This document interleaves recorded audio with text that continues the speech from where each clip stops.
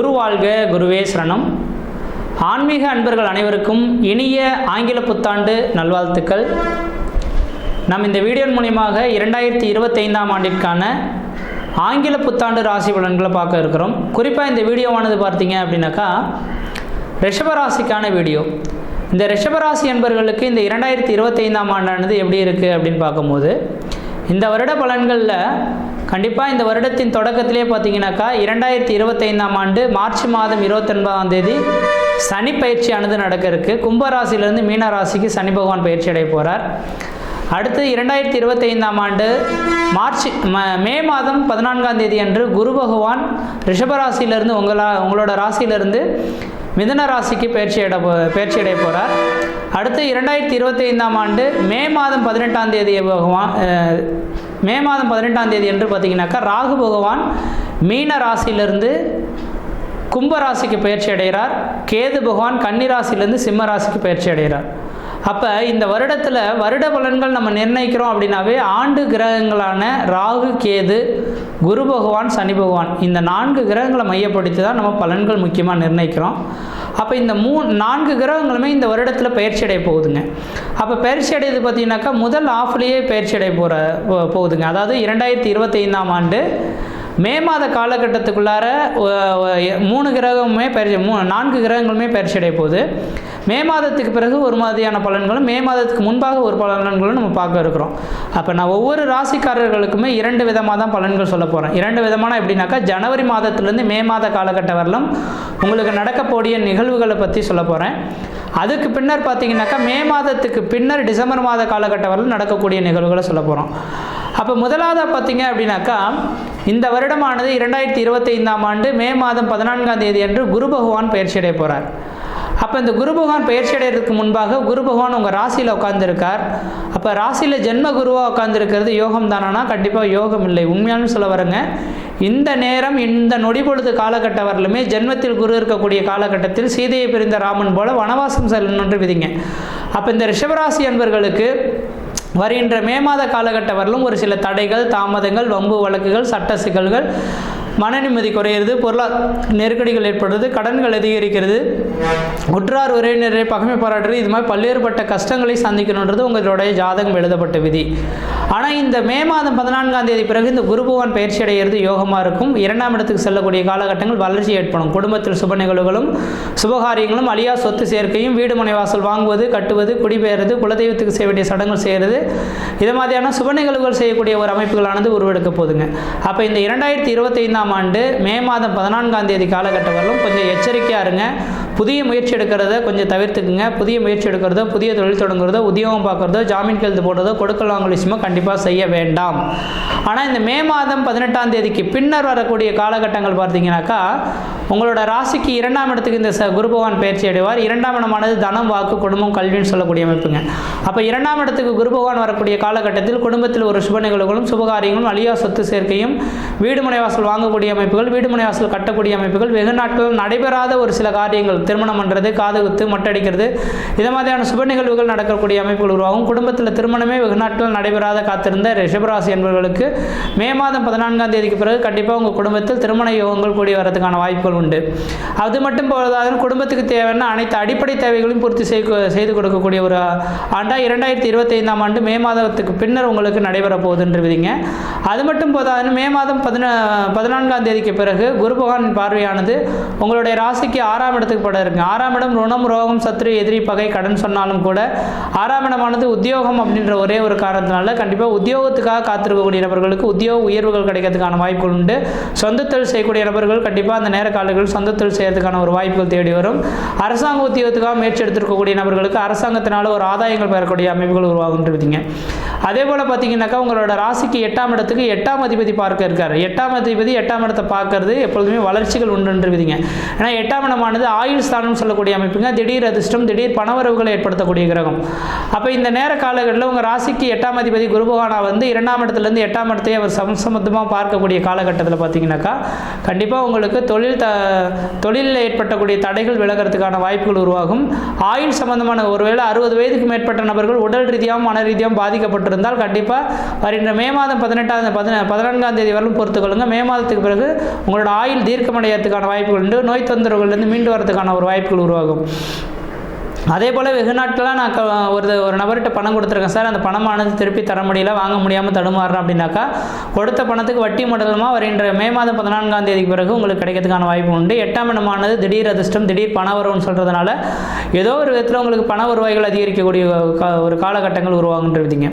அதே வேளையில் உங்கள் ராசிக்கு 10ஆம் இடத்துக்கு குரு பகவான் பார்க்க இருக்கிற அந்த காலகட்டத்தில் 10ஆம் இடமானது தொழில்ஸ்தானம் அப்படின்னு சொல்லக்கூடிய அமைப்புகளை குரு பகவான் தொழில்ஸ்தானத்தை பார்த்தாவே தொழில் வளர்ச்சி ஏற்படும். ஒரு மனிதனுக்கு தொழில் வலுவாக இருந்துச்சுன்னு அந்த மனிதன் எல்லாவித பிரச்சனையிலிருந்து மீண்டு வந்துடுவார். அப்போ தொழிலானது இல்லையேன்னு தவித்துட்டு இருந்த இந்த ரிஷபராசி என்பவர்களுக்கு தொழில் வளர்ச்சி மேலோங்கக்கூடிய ஒரு காலகட்டமாக இருக்குது. தொழில் மூலிமா லாபங்கள் பெறக்கூடிய காலகட்டமாக வந்துட்டு இருக்கு. அப்போ இந்த 2025ஆம் ஆண்டில் இந்த குரு பகவான் வந்து பார்த்தீங்கன்னாக்கா ஜனவரி மாதத்திலிருந்து மே மாத காலகட்டம் வரலும் குரு பகவானால் பெரிய லெவலில் உங்களுக்கு வளர்ச்சிகள் இல்லை. சிந்தித்து செயல்படக்கூடிய காலகட்டங்கள், கொஞ்சம் எல்லா விதத்திலையுமே போட்டி பொறாமைகள் ஏற்படுறதுக்கான வாய்ப்பு உண்டு. தொழில் தடை, வருமான குறைபாடுகள் ஏற்படுறதுக்கான வாய்ப்பு உண்டு. தன் வேலை உண்டு தாம் புலப்பண்ணுன்ற மாதிரி அமைதி காத்து முதல் ஆஃபில் இருந்துட்டீங்க அப்படின்னாக்கா 2வது ஆஃப் எல்லாமே உங்களுக்கு சாதகமான சூழல்கள் ஏற்படுத்தித்தரும். அதாவது மே மாதத்திலேருந்து நீங்கள் என்னெல்லாம் நினைக்கிறீங்களோ நினைச்சதெல்லாம் சாதிக்கக்கூடிய ஒரு ஆண்டாக இந்த ஆண்டானது இருக்குது. இந்த ஆண்டு போல் ஒரு வருடம் இல்லை அப்படின்ற மாதிரியான எதிர்பார்த்த ஒரு தொழில் வளர்ச்சி, பொருளாதார அபிவிருத்திகள் மேலோங்கக்கூடிய ஒரு காலகட்டமாக வரும். முக்கியமாக கல்வியில் படிக்கக்கூடிய மாணவ செல்வங்கள் எல்லாமே நீங்கள் எதிர்பார்த்த இடத்துல ஒரு படிப்பை நீங்கள் தேர்ந்தெடுக்கக்கூடிய காலகட்டம் உருவாகும். ராசிக்கு 2ஆம் இடத்துலேருந்து 8ஆம் இடத்தை இந்த குரு பகவான் மே மாதம் 14ஆம் தேதிக்கு பிறகு பார்க்க இருக்கிறார். 8ஆம் இடமானது அந்நிய தேசம், அந்நிய பயணம், அயல்நாட்டை குறிக்கக்கூடிய கிரகம்னால கண்டிப்பாக வெளிநாடு சென்று படிக்கக்கூடிய மாணவர்களுக்கு கூட அந்த வாய்ப்புகள் இந்த நேர காலங்களில் கிடைக்கிறதுக்கான வாய்ப்பு உண்டு. சகோதர வழியினால உங்களுக்கு ஆதாயங்கள் பெறக்கூடிய ஒரு ஆண்டாகவும் இந்த ஆண்டு இருந்துட்டுருங்க. அப்போ குரு பயிற்சியானது இந்த வருடத்தில் நடக்கக்கூடிய குரு பயிற்சி மே மாதத்துக்கு பின்னர் வரக்கூடியது மிகப்பெரிய ஒரு வளர்ச்சிக்கான காலகட்டமாக இருந்துட்டுருக்கு. அடுத்ததாக பார்த்தீங்கன்னாக்கா ராகு கேது பயிற்சி. இந்த ராகு பகவான் பார்த்தீங்கன்னாக்கா உங்கள் ராசிக்கு 11ஆம் இடத்துல ராகு பகவான் உட்காந்துருக்கார். 5ஆம் இடத்துல கேது பகவான் உட்காந்துருக்கார். ராகு பகவான் 11ஆம் இடத்துல உட்காந்துருக்கிறது முதல் ஆஃப் ஆனது சிறப்பாக தான் இருக்கிற மாதிரி தெரியும். ஆனால் அதை விட பார்த்தீங்க அப்படின்னாக்கா 2வது ஆஃப் மே மாதத்துக்கு பிறகு, அதாவது மே மாதம் 18ஆம் தேதி பிறகு ராகு கேது பயிற்சி நடக்க இருக்கு. மே மாதம் 18ஆம் தேதி பிறகு உங்கள் ராசிக்கு 10ஆம் இடத்துல ராகு பகவான் வந்து வலுவாக உட்காந்துருக்கிற ஒரே ஒரு காரணத்தினால கண்டிப்பாக நிரந்தரமான ஒரு தொழிலில் போய் உட்காந்துருவீங்க. அந்த சொந்த தொழில் செய்யணும்னு நினைக்கக்கூடிய நபர்கள்லாம் திடீர்னு பார்த்தீங்கன்னாக்கா ஒரு தொழிலை விட்டுட்டு இன்னொரு தொழிலில் சொந்த தொழிலில் போய் உட்காரக்கூடிய ஒரு காலகட்டங்கள் உருவாகும். பணமே இல்லையேன்னு காத்திருக்கக்கூடிய நபர்கள் பணமானது பல வழியிலேருந்து வர்றதுக்கான வாய்ப்பு உண்டு. ராகு பகவான் பார்த்தீங்கன்னா குருவின் நட்சத்திரத்தில் முதல்ல அடி எடுத்து வைக்க போகிறார் மே மாதத்துக்கு பிறகு. அப்போ குருவின் நட்சத்திரமானது இந்த ரியல் எஸ்டேட் சம்பந்தமான தொழில் செய்யக்கூடிய நபர்கள், இது மாதிரியான ஒரு பெரிய ஒரு பணத்தை போட்டு இன்வெஸ்ட்மெண்ட் செய்யக்கூடிய வேலைகள் எல்லாமே பார்த்திங்கன்னா அந்த தொழிலானது வளர்ச்சி அடையக்கூடிய காலகட்டம் உருவாகும். அதே போல் பார்த்தீங்கன்னாக்கா கேது பகவான் 5ஆம் இடத்துலேருந்து 4ஆம் இடத்துக்கு பயிற்சி ஆகிறது ஓரளவுக்கு யோகம் தான். ஏன்னா 5ஆம் இடத்துல இருக்கும்போது தான் புத்திர சம்பந்தமான குறைபாடுகள் இருக்கும், குடும்பத்திலேயும் மன நிம்மதி இருக்காது, குழந்தைகள் செல்வத்தினால பாதிப்புகள் ஏற்படக்கூடிய காலகட்டங்கள். அதே போல் பார்த்தீங்கன்னாக்கா உங்களோட குலதெய்வமும் அருள் அல்வா அந்தளவுக்கு சிறப்பாக இருந்திருக்காது. ஆனால் இந்த ராகு கேது பயிற்சி மே மாதம் 18ஆம் தேதி பிறகு நடக்கக்கூடிய காலகட்டத்தில் சுகஸ்தானத்துக்கு கேது பகவான் வரதுனால தாயாரின் உடல்நிலை மட்டும்தான் கொஞ்சம் அக்கறை எடுத்துக்கொள்ளணும். மற்ற விஷயத்தில் எல்லாமே குடும்பத்துக்கு தேவையான அனைத்து அடிப்படை தேவைகளையும் பூர்த்தி செய்யக்கூடிய ஒரு கிரகம் கேது பகவான் இருந்துட்டுருக்கார். அப்போ ராகு கேது பயிற்சியுமே இந்த வருடம் ஓரளவுக்கு சிறப்பாக தான் இருந்துட்டுருக்கு. அடுத்தது பார்த்தீங்கன்னாக்கா சனி பயிற்சிங்க. இந்த சனி பகவான் ஜனவரி மாதத்திலிருந்து மார்ச் மாதம் 29ஆம் தேதி காலகட்டம் வரலும் உங்கள் ராசிக்கு 11ஆம் இடமான லாபஸ்தானத்தில் உட்காந்துருக்கார். இந்த காலகட்டங்கள் ஓரளவுக்கு வளர்ச்சிக்கான காலகட்டமாக தான் தெரியுது. ஆனால் இருந்துட்டாலும் அந்த சனி பகவான் பார்த்தீங்கன்னாக்கா மார்ச் மாதம் 29ஆம் தேதி பிறகு விரயத்துக்கு வர இருக்காருங்க. அப்போ இந்த விரயத்துக்கு வரக்கூடிய இந்த சனி பகவான் பார்த்தீங்கன்னாக்கா கொஞ்சம் நேரம் சிறப்பில்லாத ஒரு காலகட்டம் தான் சொல்லணுன்ற விதிங்க. ஒரு மனிதனோட வாழ்க்கையிலே சனி பகவான் வந்து மிகப்பெரிய ஒரு டேர்னிங் பாயிண்ட், திருப்புமுனை ஏற்படுத்தக்கூடிய ஒரு கிரகமாக இருந்துகிட்ருக்கோம். அப்போ இந்த நேர காலகட்டத்தில் பார்த்தீங்கன்னாக்கா சனி பகவான் பார்த்தீங்கன்னாக்கா 10ஆம் இடத்துலேருந்து 11ஆம் இடத்துக்கு லாபஸ்தானத்துக்கு வர போகிறார். லாபஸ்தானத்துக்கு வர்றது ஒரு விசேஷமான ஒரு அமைப்பு தான். அப்போ ஆமேடம் எதுகணி நண்டு சுர 5 இடத்தில் பொருளாகும் ஜாதகர் பொன்மத்தில் தீர்வாள் அப்படின்ற விதியின் அடிப்படையில் நீர் ராசியில் இருக்கக்கூடிய கிரகங்கள் எல்லாமே வளர்ச்சிகளை தருன்ற விதிங்க. அப்போ உங்களோட ராசி ரிஷபராசிக்கு 11ஆம் இடத்துல இந்த சனி பகவான் வர்றது தொழில் வளர்ச்சி, தொழில் மூலிமா லாபங்கள் பெறக்கூடிய காலகட்டம் உருவாகும்.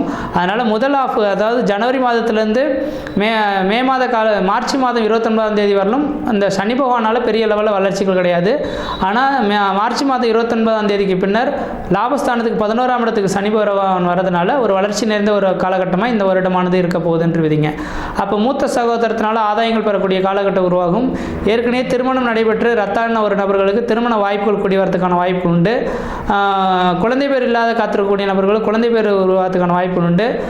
இரண்டாவது தார திருமணம் அமையறதுக்கான வாய்ப்பு, ஏற்கனவே திருமணம் நடைபெற்று போச்சு சார், அது ரத்தாயிடுச்சு, அடுத்த திருமணத்துக்காக பார்த்துட்ருக்கேன் அப்படின்னு சொல்லக்கூடிய நபர்களுக்கு இரண்டாவது திருமணத்துக்கான வாய்ப்பு உண்டு. கடன் நோய் வம்பு வழக்கில் இருக்கக்கூடிய நபர்களுக்கு நிரந்தர தீர்வு ஏற்படக்கூடிய ஒரு காலகட்டம் உருவாகும். சமுதாயத்தில் உங்களுக்குன்ற மதிப்பு மரியாதை கௌரவம் அந்தஸ்து புகழ் உருவாகக்கூடிய காலகட்டம் உருவாகும். வண்டி வாகனத்தில் தடை ஏற்பட்ட அந்த நபர்களுக்கு பார்த்தீங்கன்னா வண்டி வாகனத்தினால யோகங்கள் பெறக்கூடிய ஒரு காலகட்டங்கள் உருவாகுன்ற விதிங்க. வீடு மனை வாசல் வண்டி வாகன யோகங்கள்லாம் ஏற்படுறதுக்கான ஒரு வாய்ப்புகள் இந்த ஆண்டில் இருந்துட்டு இருக்கிறத பார்க்க முடியுது.